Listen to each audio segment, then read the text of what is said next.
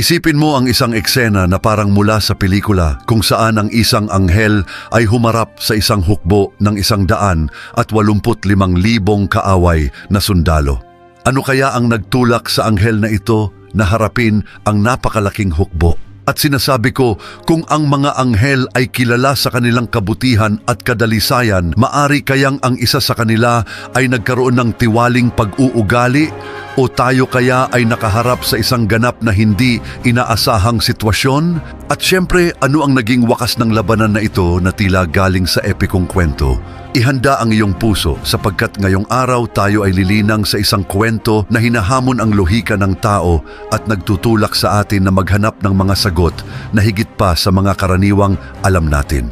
At sigurado akong magugulat ka sa lahat ng iyong makikita rito. Tara, alamin natin ito ng sabay-sabay upang maunawaan kung ano ang nagtulak